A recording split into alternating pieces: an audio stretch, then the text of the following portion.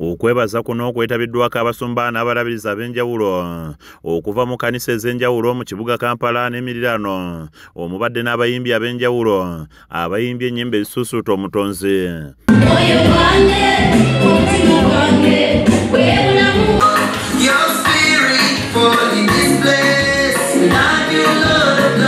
Bw'abadde abuulira omutume kati ategeezezza nti omuntu yenna by'alina Katonda yabimuwa nga ky'abeera asigaza kwe kwebaza olwo n'aggulawo enzigi z'omukisa.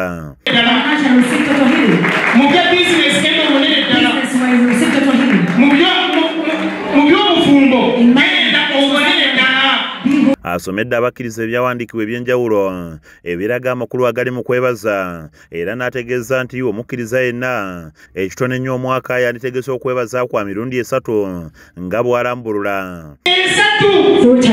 Weebazenga Mukama mu mwaka bwe guba gutambula bwe guti weebaze Mukama gw'otandika kwengerera bwe guti kati ekiweze 3 ate kukyaka kugweyayo bwe guti era nabya kano kansuso kankikolera akajanja nkwebaze. Mukyala w'omusumba Andrew Mayengo w'ekkanisa eno eya Liberty nga ye Diana Judith Mayengo annyonnyodde ku lugendo lw'ekkanisa eno era n'asiima abazze okubeebalizaako Mukama. Otunulira kye tuvudde wabadde wala naye omuzungu agamba olugendo luwanvu lutandika n'ekigere kimu. Twebaza Mukama eyatuwa ekyo ekigere ekisooka.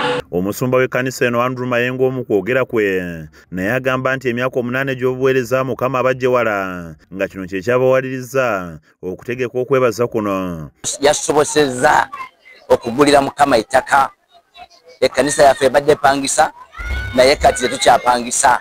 Aliko obubaka bwawadde eri abakkiriza ku nsonga y'okwebaza Katonda kyagamba nti tekisaana kugayalira. Abagoberezi mwena mbasaba tuyimire n'abasumba baffe gwe bonawaayo eri ekkanisa nebanga ekulaakulana ettaka ne ligulibwa ekitiibwa kigenda kuddira eri Katonda era n'omusumba ajja kuweereza nga talina waasiwaasi talina bimweraliikiriza mafuta gajja kukulukuta.